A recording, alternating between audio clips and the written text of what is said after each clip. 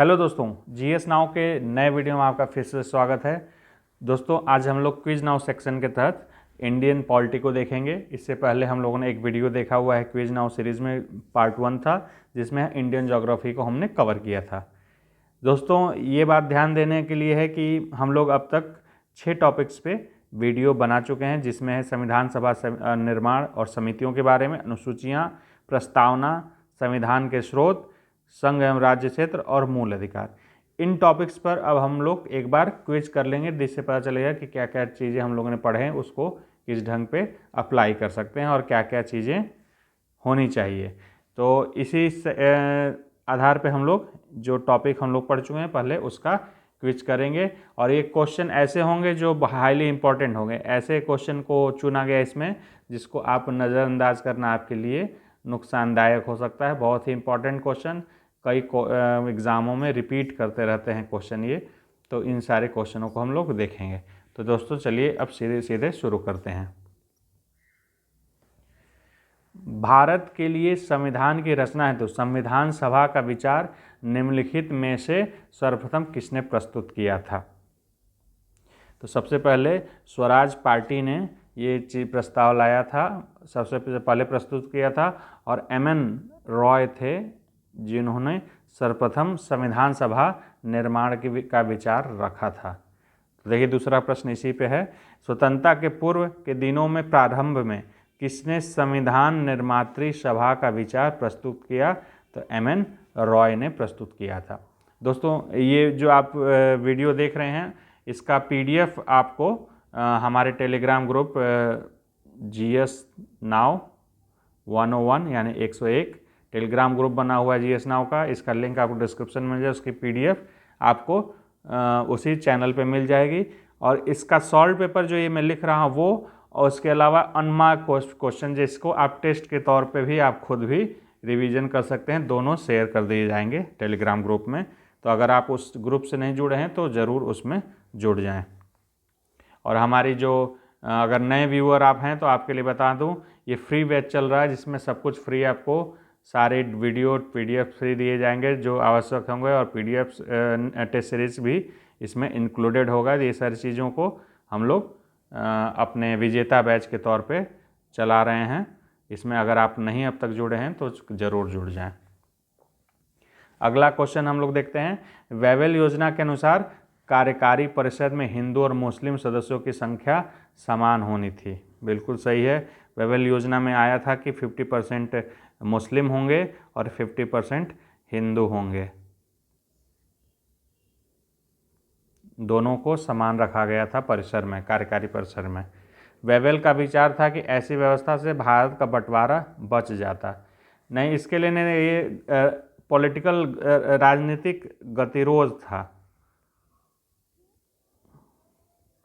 राजनीतिक गतिरोध था कि जो स्वशासन की मांग थी, स्वराज की मांग थी, उसको पूरा करने में गतिरोध उत्पन्न हो रहा था। इसके लिए वेवेल योजना लाई गई थी। इसमें ऐसा कोई बंटवारा बचाने या हिंदू मुस्लिम एकता के लिए ऐसे कोई विचार इसमें नहीं थे। तो इसमें पहला सही है, दूसरा गलत है। तो कथन सही है और कारण गलत है। निम्नलिखित में से कौन अगस्त 1946 में गठित प्रथम अंतरिम राष्ट्रीय सरकार का सदस्य नहीं था? Rajagopalachari, Rajendra Prasad, doctor S Radhakrishnan, Jagjivan Ram. तो राधाकृष्णन इसमें नहीं थे। जो राजगोपालाचारी थे वो थे शिक्षा मंत्री। डॉक्टर राजेंद्र प्रसाद थे वो खाद्य एवं कृषि मंत्री थे। और जगजीवन राम जो थे वो श्रम मंत्री थे। तो यही एक डॉक्टर राधाकृष्णन बचते हैं जो कोई भी सरकार, अंतरिम सरकार के सदस्य नहीं थे। अगला क्वेश्चन देखते हैं। भारतीय संविधान सभा का गठन किया गया था, कैसे किया गया था?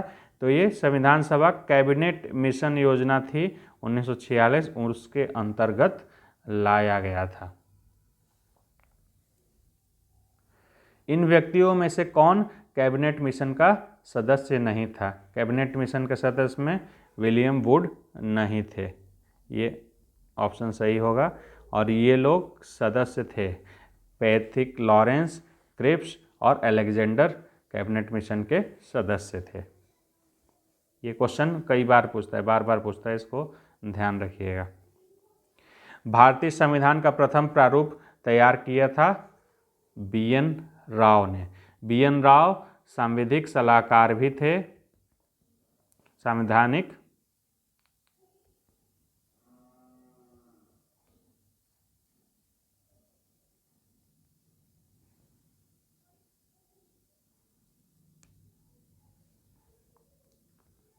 थे जिन्होंने प्रथम प्रारूप तैयार किया था। भारतीय संविधान सभा की अंतिम बैठक की सही तिथि 24 जनवरी 1950 को अंतिम बैठक हुई थी और 26 जनवरी 1950 को लागू किया गया था। ये 12वीं बैठक थी। इससे पहले 11वीं जो बैठक हुई थी वो हुई थी 26 नवंबर 1949 को, जिसमें संविधान को आत्मार्पित किया गया था। और आप लोग जानते ही होंगे 2 साल 11 महीने और 2 साल 11 महीने लगभग और 18 डेज संविधान निर्माण में लगे थे। अगला प्रश्न देखते हैं। इससे पहले दोस्तों एक बार हम आप लोगों को याद दिलाना चाहेंगे कि अगर आप इस चैनल पर नए हैं तो ज़रूर GS नाउ को चैनल को सब्सक्राइब करिए, जिससे हमें और ज़्यादा मोटिवेशन मिल सके। अपने दोस्तों में इसको ज़रूर शेयर करिए। आपके साथ जो भी पढ़ने वाले दोस्त हैं, आपके साथ जो भी मित्र रहते हैं, उन लोगों में ज़रूर शेयर करें, जिससे कि हमारी पहुंच और बढ़ सके और हमें मजबूती मिल सके। इसके अलावा हमारा जो भी चीज़ें होती हैं PDF मैंने जैसे अभी पहले बताया, आप हमारे Telegram group GS now 101 GS now 101 में जुड़ के, जिसका लिंक आपको डिस्क्रिप्शन में मिल जाएगा, आप ज्वाइन कर सकते हैं। अगला प्रश्न देखते हैं। भारतीय संविधान के निर्माण के समय संवैधानिक सलाहकार कौन था? अभी मैंने बताया BN राव।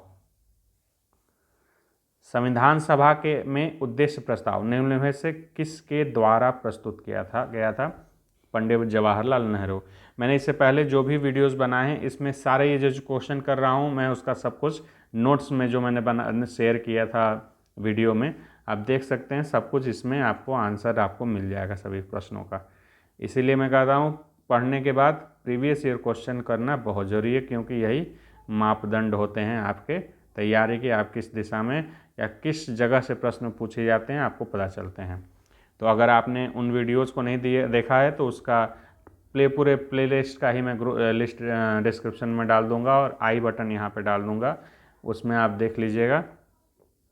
सारे ये जो क्वेश्चन करा रहा हूँ सबके आंसर, और उससे ज़्यादा ही, उससे भी यही नहीं, उससे ज़्यादा, चूँकि पर्सनल नोट्स हैं मेरे, तो उसमें बहुत सारी चीज़ें आपको नई और समझने कॉन्सेप्चुअल चीज़ें भी पता चलेंगी।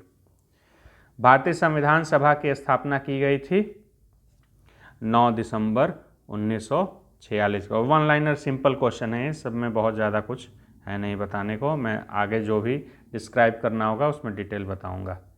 संविधान सभा की प्रथम बैठक की अध्यक्षता किसने की थी? तो सच्चिदानंद सिन्हा जी ने संविधान सभा के पहले बैठक की अध्यक्षता की थी। संविधान सभा के सदस्यों का चुनाव कैसे हुआ था? प्रांतीय सभाओं द्वारा। निम्नलिखित में से संविधान सभा की संघ संविधान समिति का अध्यक्ष कौन था? तो थे जवाहरलाल नेहरू। भारतीय संविधान सभा में कुल कितने महिलाएं थी? ये बहुत ही क्या कहा जाए, ऑड टाइप का क्वेश्चन है, जल्दी पूछता नहीं है, लेकिन मुझे दिखा क्वेश्चन तो मैंने कहा ठीक है, इसे भी डाल लेते हैं। 15 महिलाएं उस समय थीं। निम्न में से किसने सुझाव दिया था कि भारत की स्वतंत्रता के बाद भारतीय राष्ट्रीय कांग्रेस को एक राजनीतिक दल के रूप में भंग कर दिया जाना चाहिए? ये महात्मा गांधी ने कहा था। उन्होंने कहा था कि कांग्रेस का जो निर्माण किया गया था वो आज़ादी के उद्देश्य से किया गया था, और अब आज़ादी हमें मिल गई है तो ऐसा कोई औचित्य नहीं बचता है कि इसको राजनीतिक दल के रूप में रखा जाए, इसको भंग कर दिया जाना चाहिए था। ये महात्मा गांधी का सुझाव था। लेकिन ऐसा हुआ नहीं जैसा आपको पता है। किसने कहा था कि संविधान सभा कांग्रेस थी और कांग्रेस भारत था? ये कहा था ऑस्टिन ने। ये एक लेखक हैं सॉरी, ग्रीनविले ऑस्टिन, जिन्होंने एक बुक लिखी थी द इंडियन कॉन्स्टिट्यूशन। इसमें इन्होंने ये चीज़ को डिस्क्राइब किया था कि संविधान सभा कांग्रेस थी और कांग्रेस भारत था। इस चीज़ को इस बुक में इन्होंने लिखा था। भारतीय संविधान को 26 नवंबर 1949 को किसके द्वारा अधिनियमित किया गया था? तो जैसा आप प्रस्तावना में पढ़ते हैं कि इस दिनांक को 26 नवंबर 1949 को इस संविधान सभा द्वारा आत्मार्पित अधिनियमित किया जाता है, तो संविधान सभा द्वारा किया गया था। बहुत ही सिंपल क्वेश्चन है, बहुत ज़्यादा आपको ऐसे लग रहा हो कठिन है, लेकिन है नहीं, बहुत वन लाइनर सिंपल क्वेश्चन है सब।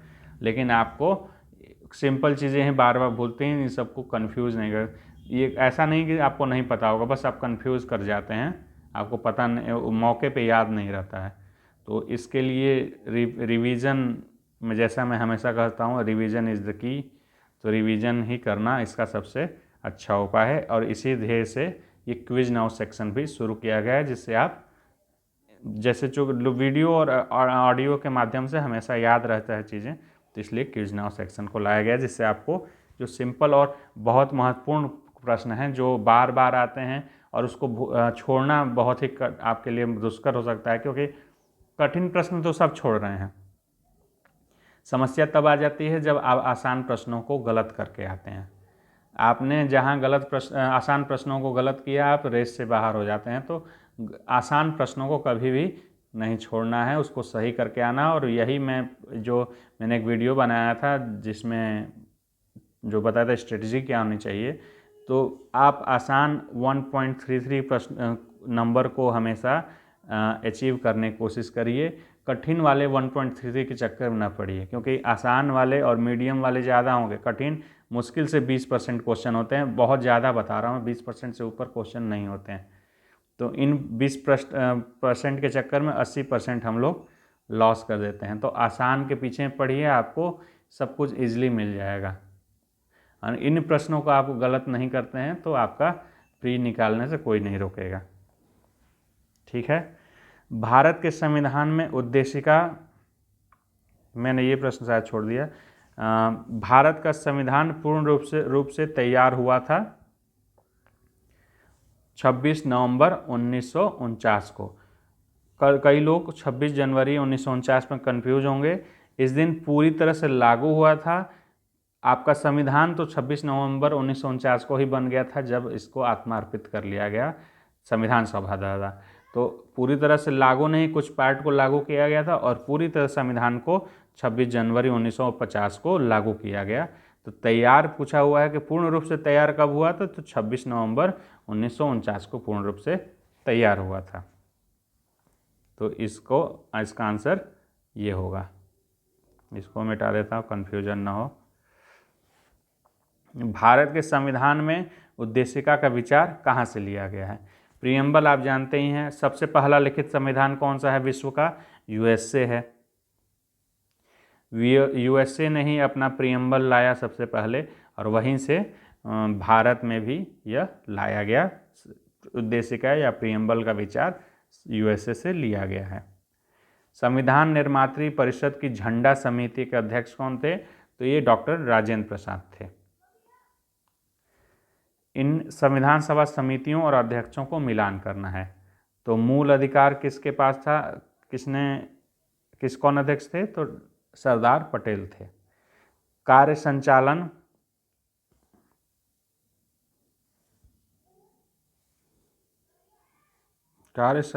में के एम मुंशी कहाँ से है? ये गड़बड़ दिया हुआ है आई थिंक। इसको मैं देख लूँगा। यहाँ तक लगे मुझे पूरी अच्छी तरह से याद है, इसके राजेंद्र प्रसाद थे। कार्य संचालन डॉक्टर राजेंद्र प्रसाद थे। ठीक है। संघ शक्ति जवाहरलाल नेहरू और प्रारूप समिति डॉक्टर BR अम्बेडकर। ये क्वेश्चन गड़बड़ है, KM मुंशी नहीं थे।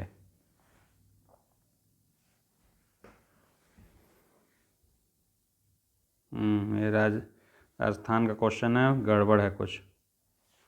निम्नलिखित में से कौन संविधान प्रारूप समिति के सदस्य थे?